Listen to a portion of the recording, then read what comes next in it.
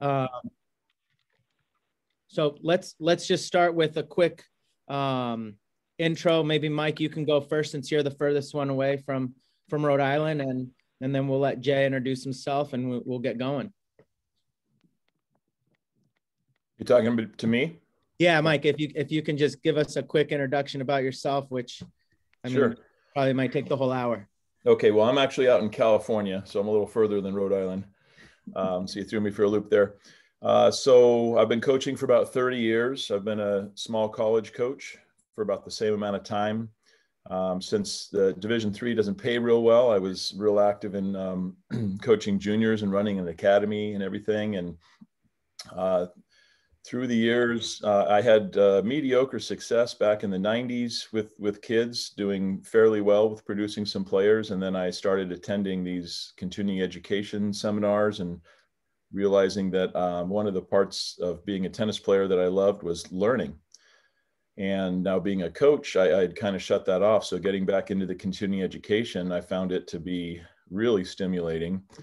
And it really helped to change my career as I started hanging out with the best coaches in the world. So I always like to give this little spiel that being around the best, it starts to rub off. And I started having, going from producing, top sectional ranked players to top national ranked players. And then all the way up to, some world champions, a junior Wimbledon champion, a junior US Open champion, and another kid in a younger age group that won all the national championships, including the Orange Bowl. And so I've had a lot of success, but I really give credit to all the much smarter and more experienced coaches that I hung around with for the last 20 years.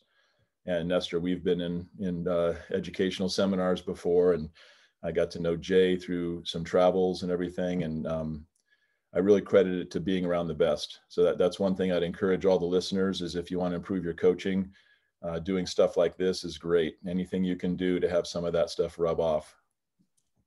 So that's kind of where I'm at now. I'm still college coaching. I'm still traveling a little bit with some juniors. I'm not doing the international traveling nearly as much. Like I said, I had a couple of number one in the world, but we had a Wimbledon title, junior Wimbledon title, a junior US Open title, lots of Orange Bowls, things like that. It's been a blast. I feel completely blessed.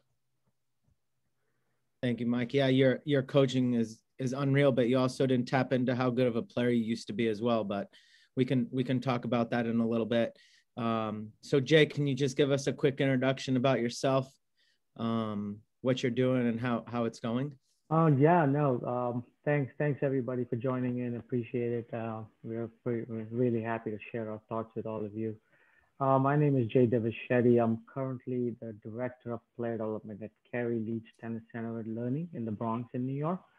So I started here in August of last year, so fairly new to this position here. Before that, for 9 years, I was lucky enough to be a national coach with USPTA Player. Tennis Angelo speaking. Can I help you?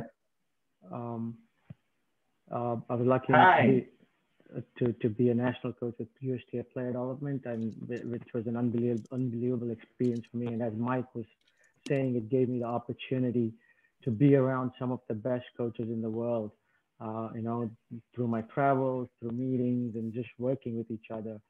So that taught me a lot, and I'm that made me grow as a coach. So I'm super appreciative of that, and I'm super happy to be here talking to you guys. So thank you. That's fantastic. Yeah, I remember your first visit, I think, to New England, or our first experience at the MAC doing these RTC camps. And I guess we'll jump right into a question that, I think is going to be truly missed this year. And it's not just, we're starting to do the camps a little bit nice and slow, but I think it's the team competitions. USTA canceled all the team competitions, which I know yesterday on our kids panel, every kid talked about how they loved intersectionals and zonals. And Mike, since you're a college coach, is there anything that you can think that will be, that we could do to get back to that team competition, and maybe adding more team competitions as tournaments on the schedule? If it's, you sign up with 5 players or something like that, doesn't have to just be in your section. I mean, just thinking outside the box after COVID, is, I think if we tap into the team, is there anything that you can see that we can change as, being connected with a lot of the coaches in the country, to bring that back? Are you thinking about what age group for that and what level? I think either all from all juniors to even some of the college players, even if they did like a college event during the summer where they did a tournament or something. I think there's so much opportunity that we're not tapping into on the team aspect. Is there anything that you think that we could do if it's like a US Davis Cup competition or something like that? That's my. Wow. I've had a dream for many years, but it's such a huge thing. Okay, this would be more on the professional level in a way, but I think the fantasy sports is something that's so popular. I've never really participated in any of that, but this would be. And this is a super creative idea, but I just absolutely love this idea. And that would be the idea of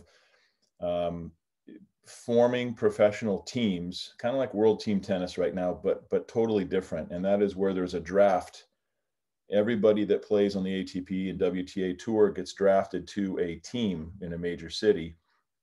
And every individual sport or every individual tournament that they play through the year, they get points for their team.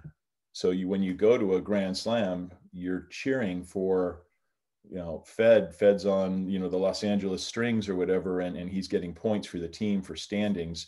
And then maybe, a few times during the year, they actually have team competitions.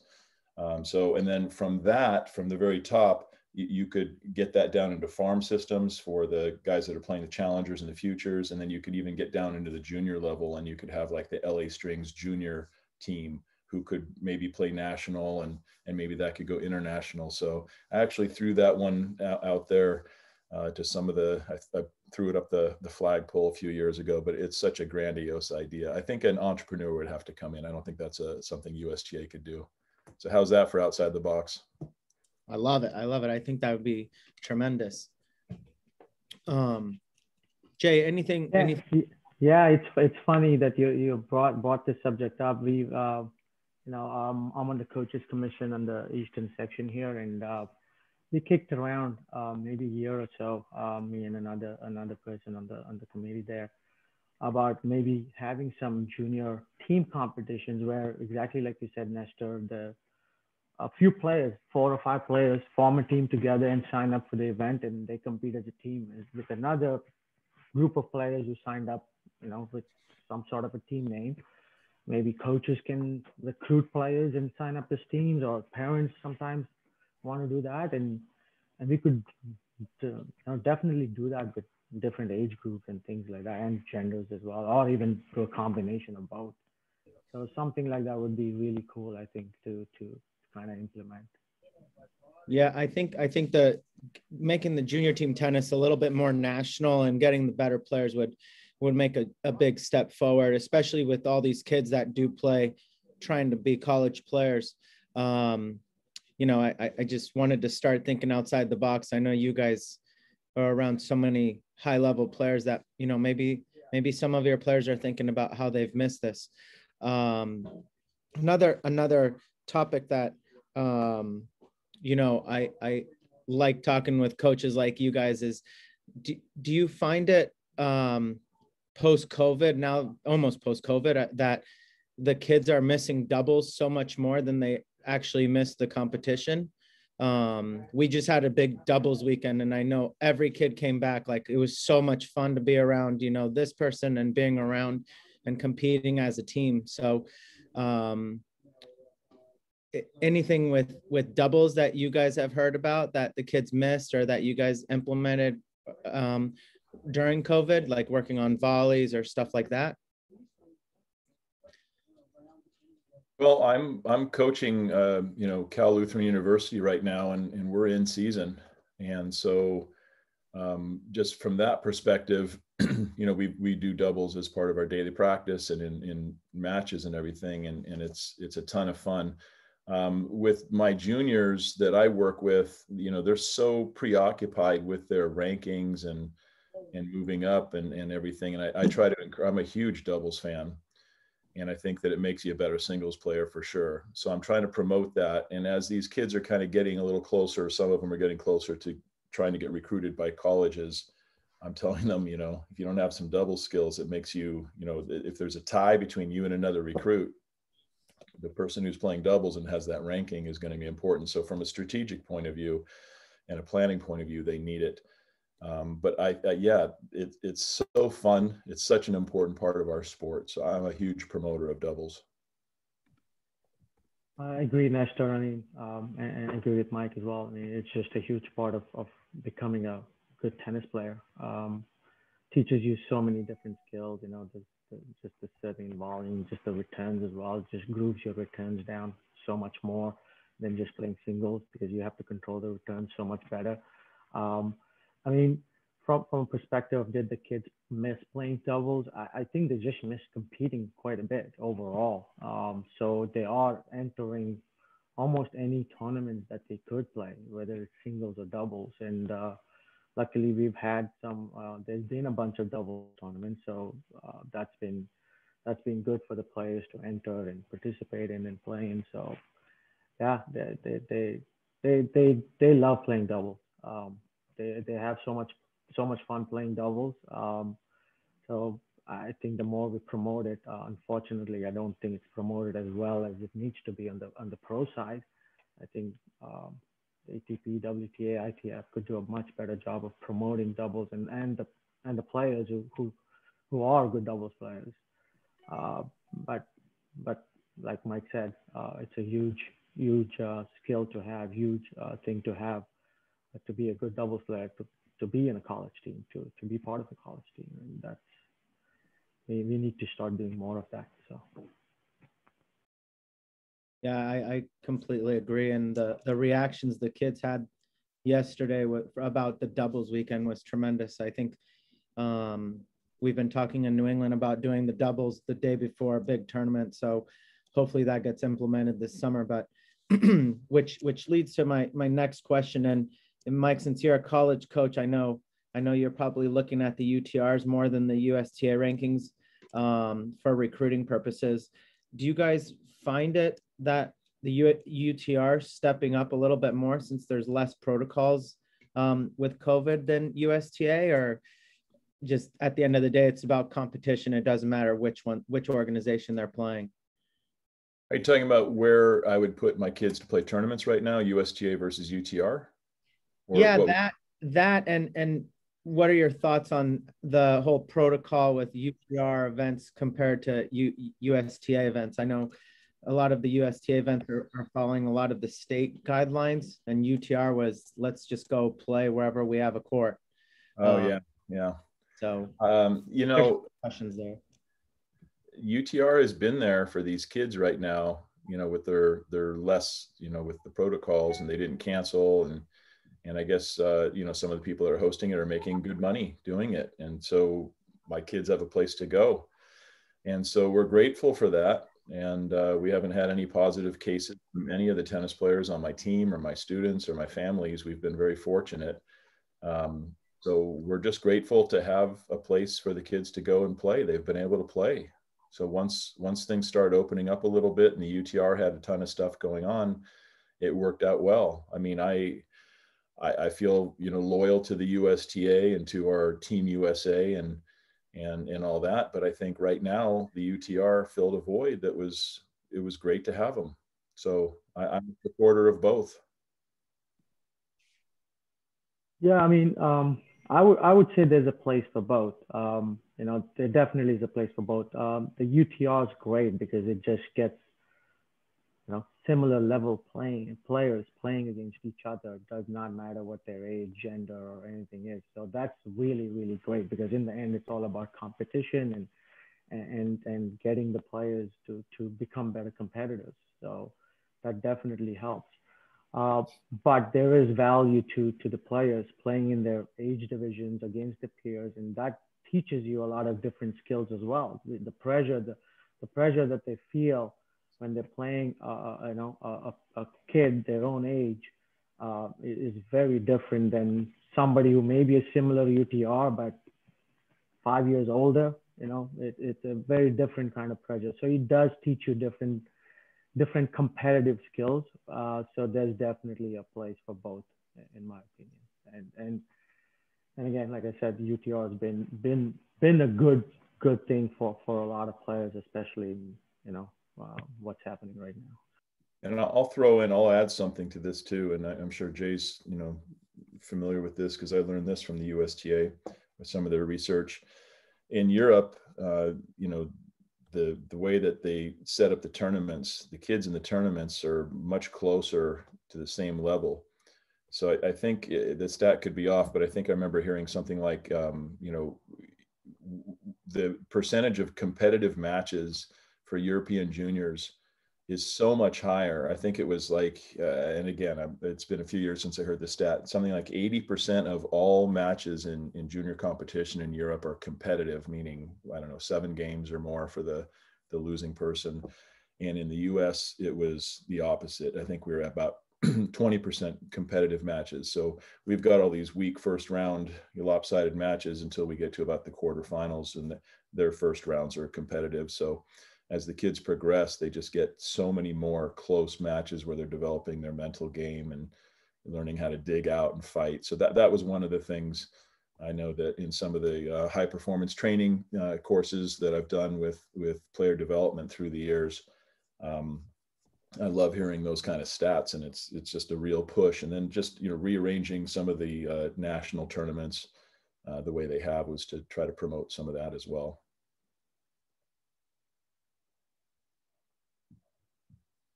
Nestor, I think you're muted. Sorry, guys. Yeah, Mike. I heard something like that too, and it's just crazy because when we try to change the system, everyone gets bent out of shape. But when I grew up in NorCal, we had like the top 8 seeds would play the second weekend, and the first weekend was like a qualifying weekend. So you always had the top 16 players, and then they went to like a super series thing where it was like by ranking top 16 and then the next 16. Do you think that the UTR has made it a lot easier to get that competitive matchup because you're going to get placed in a flight?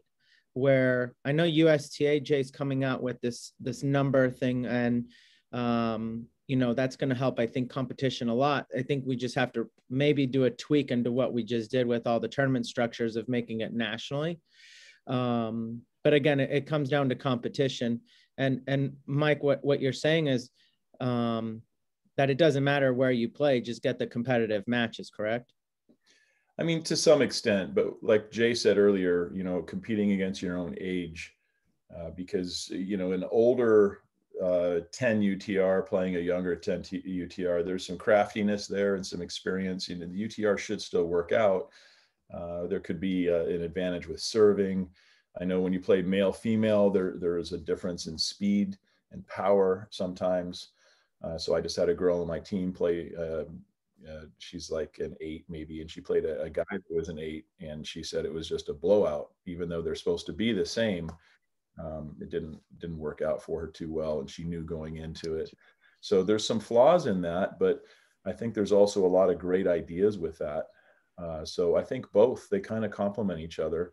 But ultimately for junior development, I think some sort of a combination of both, more closer to your age, and then closer to your level. And like you said, holding out the best players for the second weekend, I have no problem with that. That makes a lot of sense. And if you play your way into the second weekend through qualifying, I mean, isn't that what we're doing at the professional level anyway? So I think that mimics what they're going to be doing if they turn pro in the future. So I like that.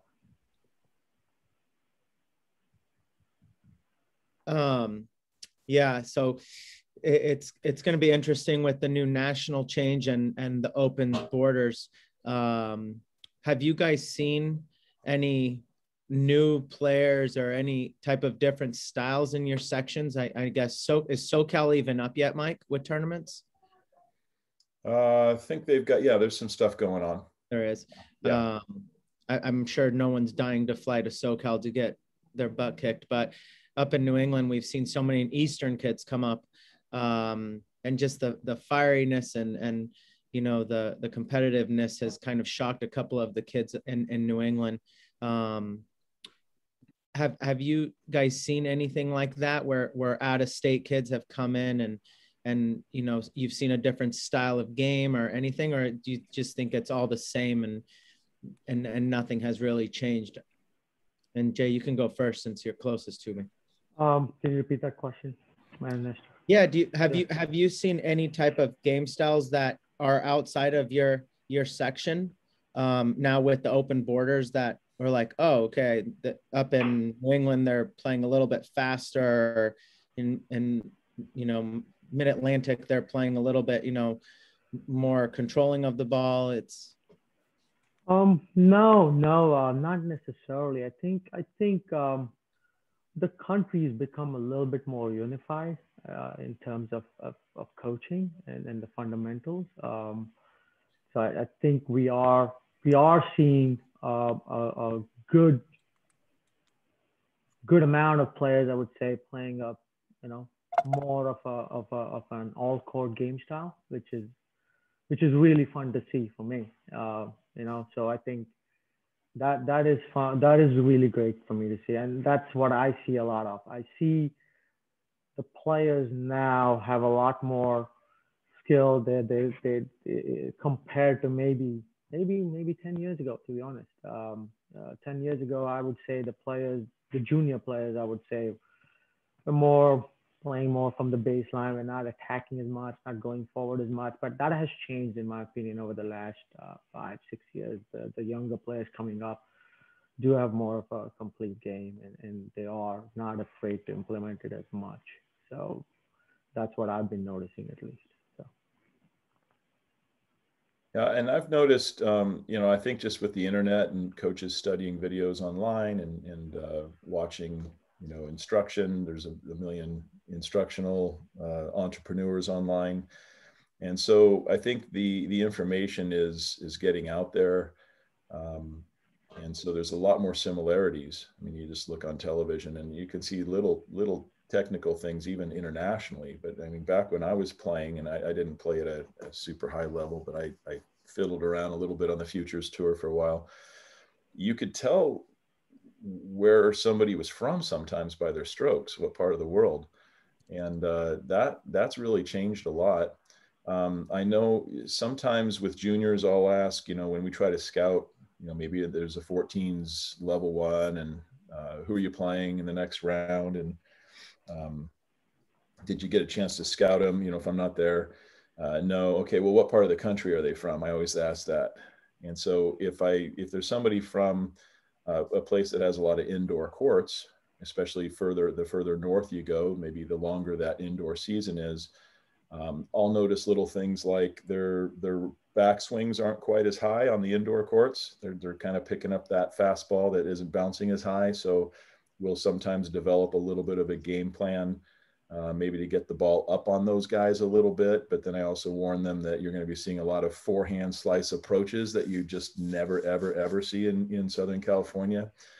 So it just gives a little tidbit of information, gives them a little bit of confidence going in that maybe they have some idea how their opponent's going to play. And of course, the thing on California in the past was always that we hit too hard, we went too big, too fast. And so we're trying to get our boys over here and girls a little smarter than that too. But I think every area is getting closer and closer together as the coaches share information, and the internet also gets information out there.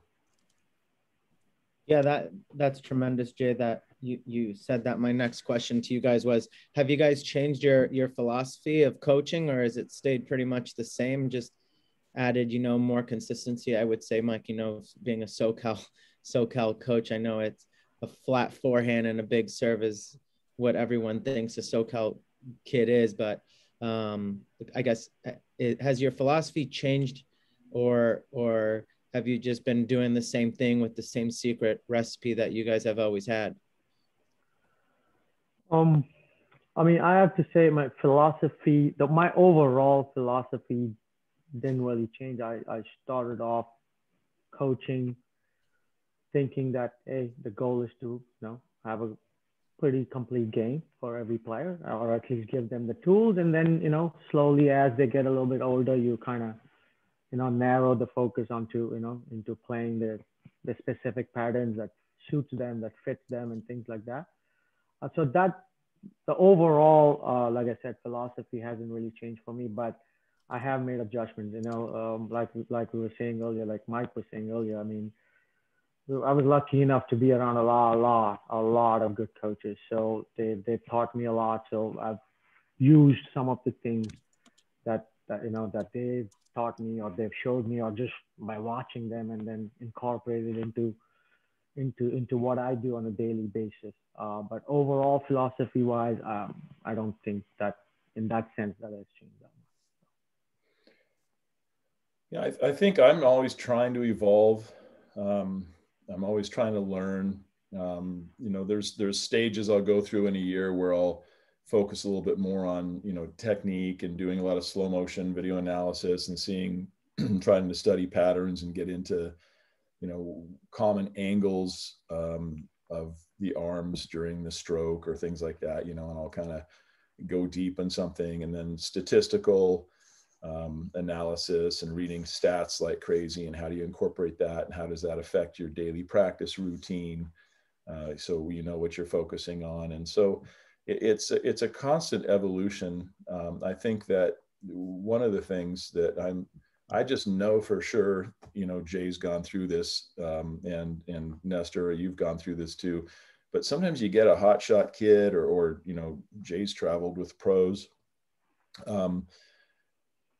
I will study, it's almost like sometimes, especially like 15 years ago when I started getting more and more high level, it's almost like a professor that's been hired to teach a course, and he's in his first semester teaching a course, and I would be reading the chapter the next day to try to make sure, like I was always just trying to stay one step ahead of these kids in the beginning when I started having high level kids.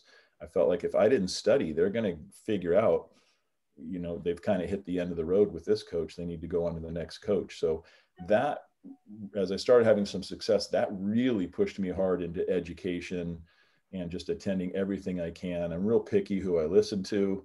I want someone who's got a track record. I want to get those nuggets from people. So I'm constantly, even to this day, I mean, I've been coaching at the high level for a while. So I'm more and more confident with what I know. And it's going to take the kids a long time to get to the point to challenge me in my knowledge. But, you have to constantly be improving. If you're not improving at some point, you're going to peter out. And because I've done that, my system has completely evolved. Like every few years, it gets better and better and better, to the point where there's such a good system when I'm teaching people that they know what they're doing. And anyway, I've learned so much of that. I've worked a lot with the USTA, doing high performance stuff. And the USTA, some of the coaches out there, they've worked with high performance, they'll give a negative feelings about the USTA sometimes. They'll lose players to USTA, this and that. I mean, you got to go into it and take advantage of that incredible resource. The USTA is a machine. It's not a person, so there's individual people. You got to learn how to use and work with the organization, and then develop those relationships. So for me, I just want to do a shout out to the USTA that gets a lot of negative talk from high performance coaches, that without working with the USTA closely through the years, I don't think I would have been able to produce all these number one players. It's just, it was a team. You have to have a team in place to be able to produce champions. And unless you're running a large academy, which I'm not, you got to find the best out there. And the best in Southern California for me has been working with USTA. Thanks, So Mike, for saying that. Shout out to that. Appreciate that. I was part of that group for a long time, and there's some really, really good people. And, like I said, there's a lot of incredibly good people trying to do the right things. And it's not easy to please everybody. So I certainly appreciate you saying that about that. So. Absolutely. Yeah, Mike, you make a great point. The USTA High Performance and the entire coaching program is one of the best things that any coach can do. Even if you're not working with high performance kids, the resources are tremendous. You can implement them with the 10 and under. And I was, really sad when I heard last year that 24 coaches were getting let go. And Jay, I think people in East and at the East Center were being, let go and stuff like that. It was just a tremendous hit for someone like me who's not part of that team, but, because I've utilized that resource probably for the last 15 years. But my question is, with that being said, and everyone should try to do the high performance program once it comes back in. You're going to learn a lot, and it's the best coaches in the country, and the education is tremendous. What was the one thing that you guys, or a couple things that you guys started doing once COVID hit, that you started implementing in yourself as a coach?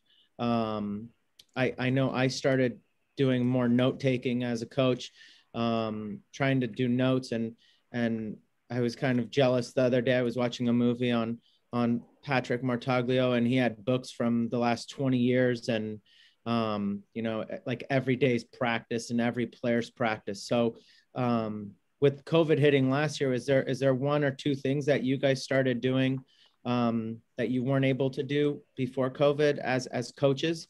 I'll let you guys. Yeah, I mean, for me, I started using video a lot more. I always try to use video, but never really did a great job with it, on a consistent basis. But once COVID hit, I was able to, we had a little, I guess we all had a little bit extra time on our hands. So I was able to get into the dark fish and really learn how to use the program a lot more.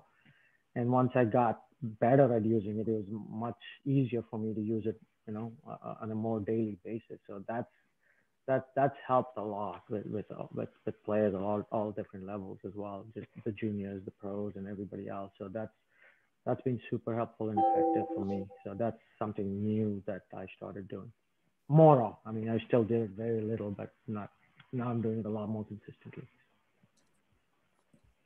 Yeah, for me, it was, I kind of spent a little bit more time on self-improvement, things that, I didn't really have a lot of time to do, especially as a college coach and a junior development thing. And I managed some facilities here because, the D3 college pay isn't great. So I always had to try to supplement the income with other things. And so I got into, some of these productivity experts.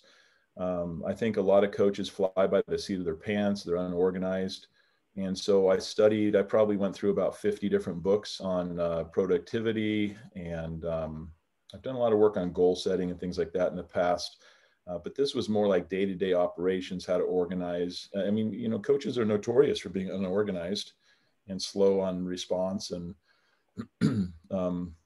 I've worked with a lot of coaches through the years, and we all struggle with that. So it was a chance for me to really learn some new systems for goal setting. I hired a life coach, as a matter of fact, because I was just feeling kind of in the doldrums. I'm like, I don't feel depressed, but I feel like kind of useless right now because I'm not working 12 hours a day like I used to.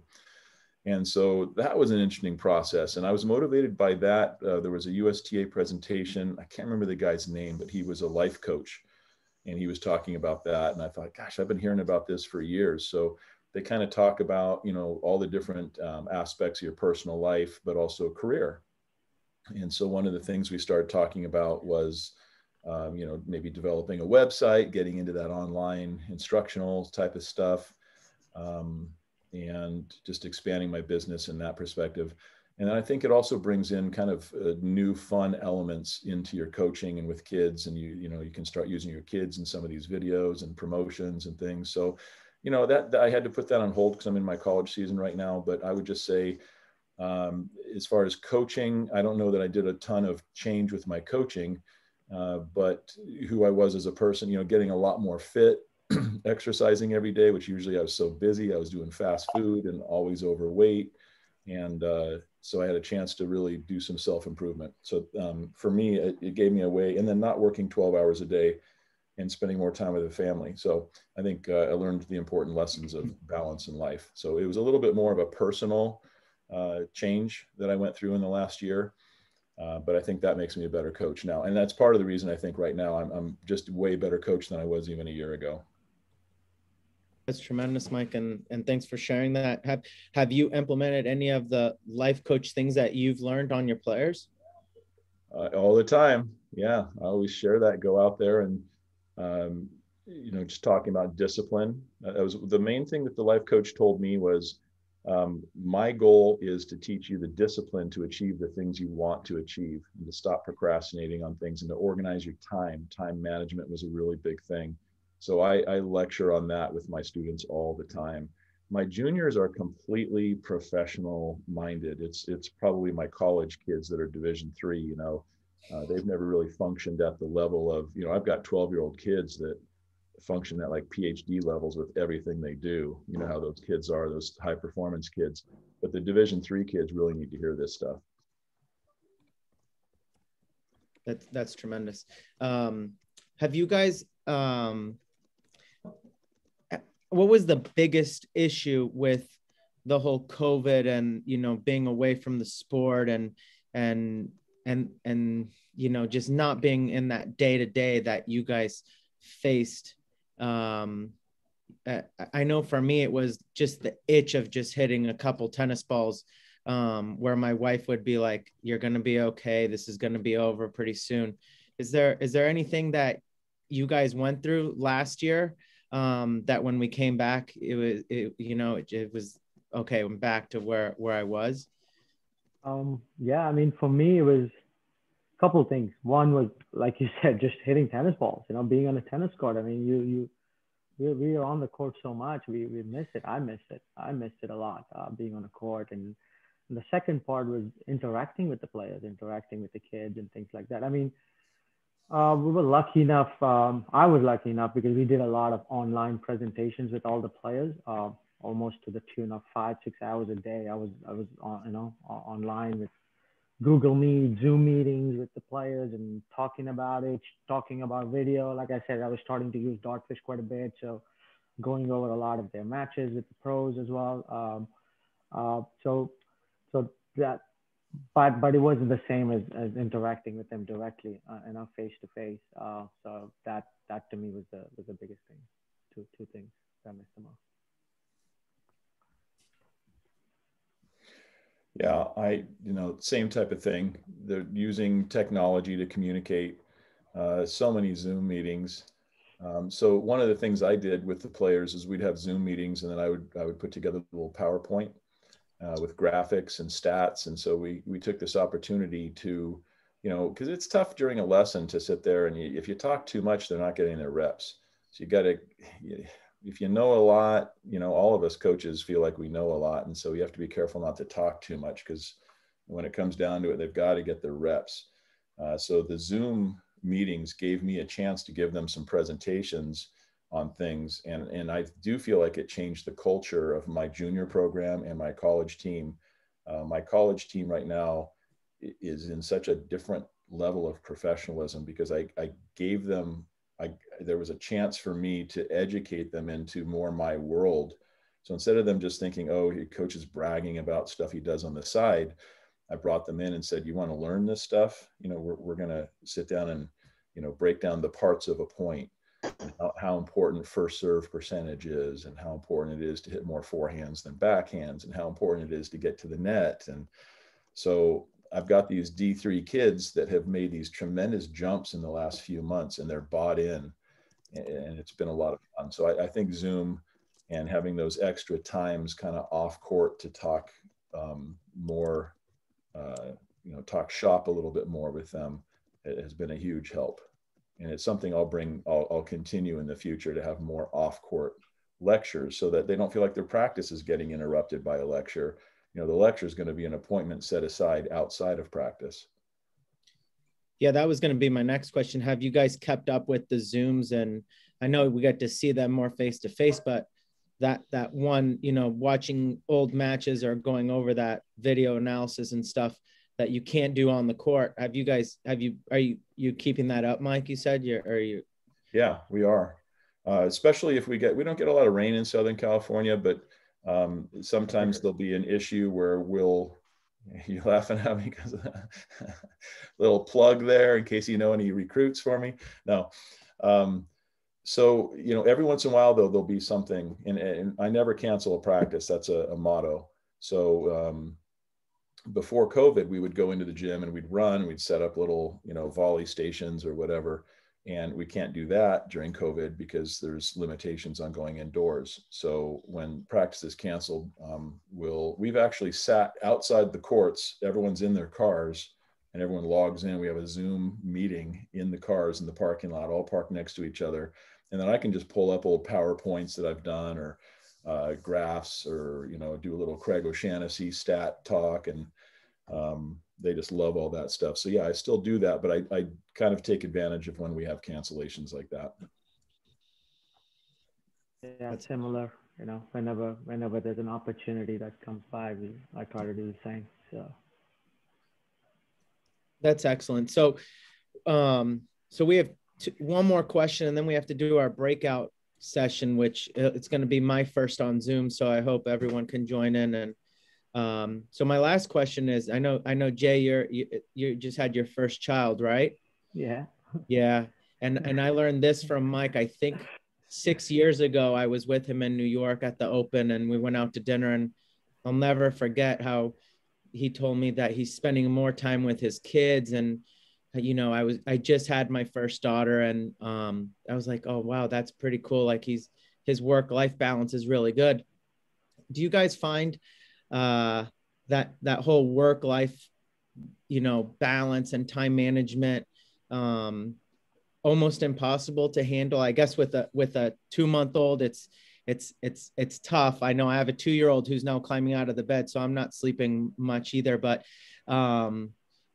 is that the biggest issue you guys face as coaches? I know it's one of the issues I face as a coach. Yeah. For me, sometimes yes.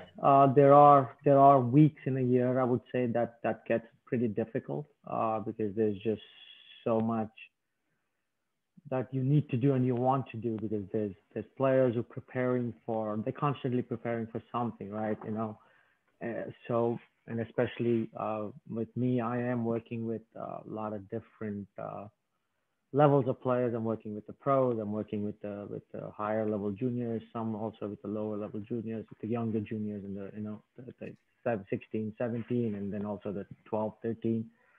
And each one of them have different schedules for the most part. A lot of the pros are on the road quite a bit as well, and but there are weeks in a year that everybody's got something coming up, and those weeks are pretty difficult. But for the most part, I try to schedule myself that I do spend time with my wife and kid, and obviously the newborn kid now, which I have to rearrange my schedule a little bit. Looks like at least for the time being. But yeah, for the most part, it's good. Other than a few weeks here or there that gets pretty difficult. Yeah, I have my toughest time during my college season. I coach the men's and the women's tennis team, and that's just totally insane. But I only did the men's team for many years. And then when they offered me the women's team, it gave me a chance to go full time and get benefits. And, you know, it's helping to pay for my daughter's college right now. So I went for it. But for like 3 months during the year, it's a pretty insane schedule, which I try to avoid. But one of the things I figured out is I was always a grinder. You know, you try to be competitive, make champions, make money. And one of the things I found out is that, you know, if you need to cancel some lessons to go to your daughter's thing at school, at the end of the year, you know, when you look at the salary difference, I mean, it's like a 10% swing in income, which is nominal to be there with your family. And that's one of the things I just learned in like the last 5 years or so, is it's okay to cancel, and you don't always have to do the makeup. Now with high performance program coaches, or players, you can get into a little bit of trouble with that. You have to make sure and service them properly. But there's times it's okay to cancel. And that's one of the things that I would just say to people is, as you get older and you see these trends, you realize that it's okay. I never, ever did that. And then people, oh, I have a tournament coming up. Can you get out on Sunday with me and prepare? I always said yes to that. I do not ever say yes to that now, unless it's like, Orange Bowl or something, and they're about to take off and I'm not going with them. Maybe a special thing here and there. But for the most part, you got to take care of yourself, your health, your family. And then if you have a higher quality of life like that, you can give more to your students as well. I mean, the divorce rate in tennis coaching and college coaching is through the roof because of our schedules and everything we give to everybody else. So I got to throw that out to people too and just say, you don't have to work till 10 o'clock. I mean, if you have to pay your bills, but I worked till 10 p.m. at night for years trying to produce champions, and maybe it kind of paid off, and maybe I get the convenience now of having the resume that I can make choices like that, maybe is part of it. But geez, it's just not worth it. It's so nice to be at home eating dinner with the family at least several times a week, which I didn't do for years. Okay, so that's my 2 cents on that one is just have a balanced schedule. Don't work all weekend, don't work all nights, because when are you going to spend time with your family? How are you going to have a family? If you're doing that, figure out ways to make it change. Yeah, that's tremendous, Mike. Thanks so much. And so we're going to go into our breakout sessions now, guys. Again, there's 4 things that we have to do to get credits for these USPTA stuff. If you're here for that, is do the breakout sessions, do the polls, have your video on and your sound on. So I think Michael sent out the invitations to the rooms. Let's join those and we'll go from there. Mike, are we supposed to join one of the sessions as well? Yeah, Mike, I mean, Jay, I put you in there. Let me see if I can get you back in here. You didn't go on? Huh, that's weird. It says join room 2. Should I join that? Yes. Okay. Yeah, you're large in charge, man. Okay. Oh, Bobby Cooper's mom's on there too.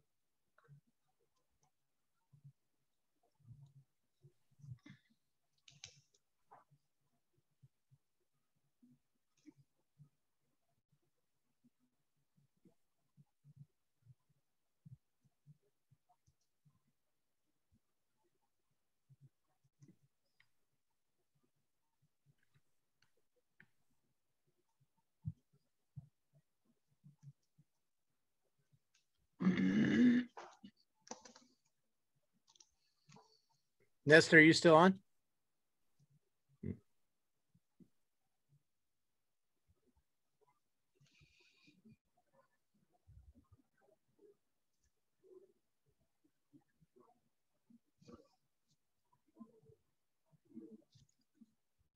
Is there anyone on that's not in a session?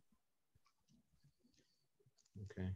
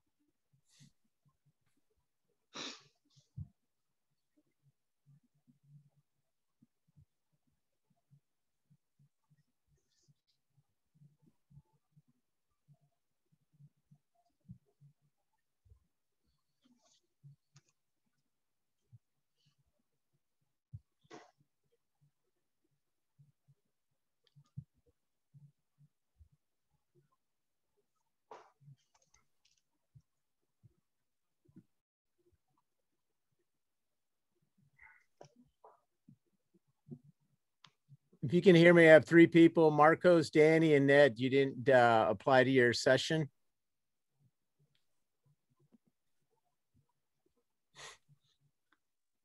I can hear you, but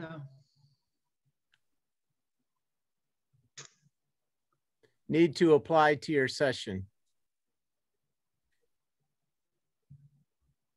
I don't know how to do that. Ned, you're in number 2. Marcos, you're in number 2. Yeah, I'm here, but I don't know how to do that. You just hit accept. We'll be off in a couple minutes anyway, so. How you doing today, Ted? All right. Ned, how's things going? All right.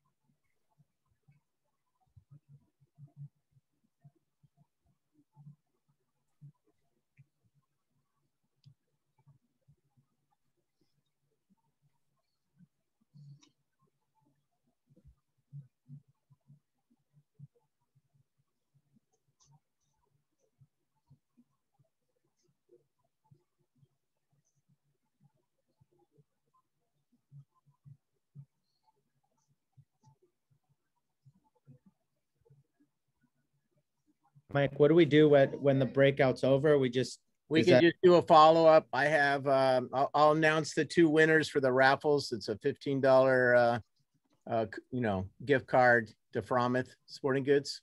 Okay. And I don't know if breakout room 1 is done. I was in 2. okay, so it's finishing now. So a couple other guys are joining now.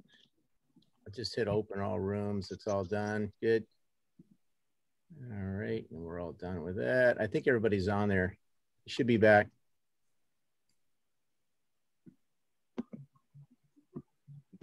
We just give it 30 seconds here. Yep, get Chase down there.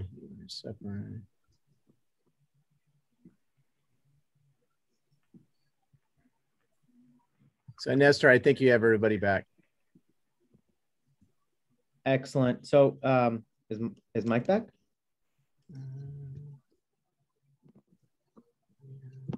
Check and see if he's there. There's Jay. I'm here. Yeah. Let me go back in here. It should be.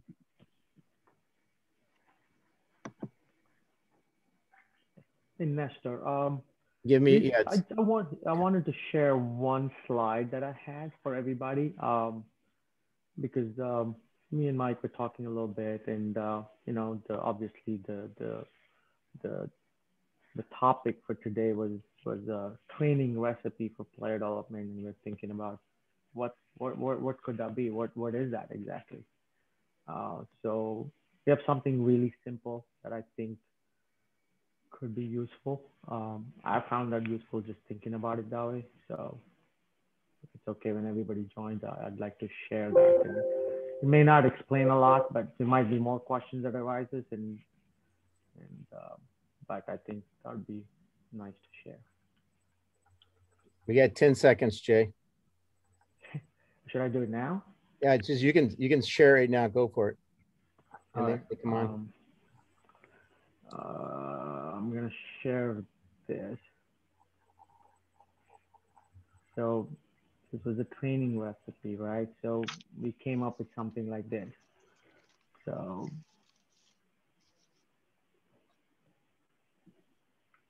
I think everybody's on. I hope everybody's on here. can everybody see this? There we go. We should ask and see if Mike is back on. I'm back. Yeah. Okay, good. Thank you. They're all here. What's this picture? We did want to share this with everybody.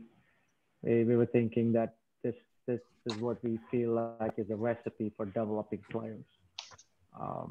So that's something we wanted to share with everybody. And again, like I said earlier, we'd have to go into a lot more detail with what each one means, but I think some of it is self-explanatory, I would say. So.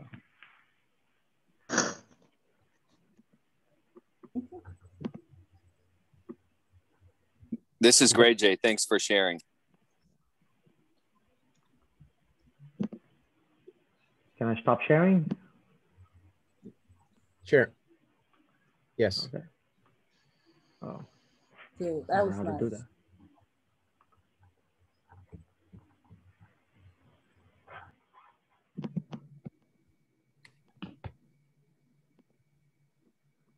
So Nestor, are you still on there live? I missed you.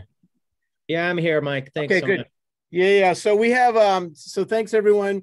I'll let you say the last words, Nestor, but we had a drawing for two $15 gift cards, and those people that I mentioned, you can reach out to me. Both of you, ironically, you both know me pretty well, so you can send me a little, just your mailing information, or I'll track you down. But the first drawing was for Adam Reeb. Is he still here? Adam? You got to be present to win. How's that? I'm going to be tough. I'm not giving it away. Okay. Is Adam still here? I think he was. And then the next one is Elaine. I saw you somewhere, Elaine. She's still there. They're on mute. So anyway, Elaine Barrera and Adam Reeb, they're the winners of the drawing. We also have another session coming up with pickleball this afternoon. And once again, I want to thank everyone for joining our USPTA New England session, virtual session. And also it's an honor and pleasure to have Nestor, Mike, and Jay. And Nestor, I'll let you get last words as always. And after this, if we could just keep the panel and Nestor stay on and everybody else can drop off, that would be appreciated. Enjoy the rest of your day, unless you're jumping on the next session, which is going to be amazing. So, all right. Thank you, everyone. Thank you, everybody. Thanks, Thanks, Mike. everybody. Yeah, guys, thanks for joining. And I know if you guys want Mike and Jay's contact, you could reach out to someone at USPTA New England, or maybe they can post it. I know Mike just posted his info, but yeah, you guys are awesome. I miss you guys, and I wish you guys the best of luck the rest of the year, and hopefully we see you guys at the Open.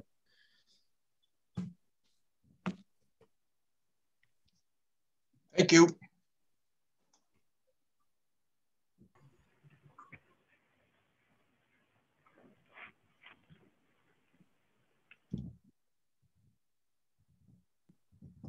Mike, who's the next talk? The next one's Phil Heyman. He's going to be doing a thing with a drone. I've been doing some drone stuff with tennis. It's going to be really crazy. And that's cool. So I've been doing this training with my juniors, like before and after, and live performance stuff. You want to talk about a little HP stuff? It's pretty cool. So sorry, Jay, that's we're cool. on the cutting edge. You know, of course, Mike has got everything out there in California. You know, that's really cool. That's really cool. It's all good. Yeah, it's good stuff.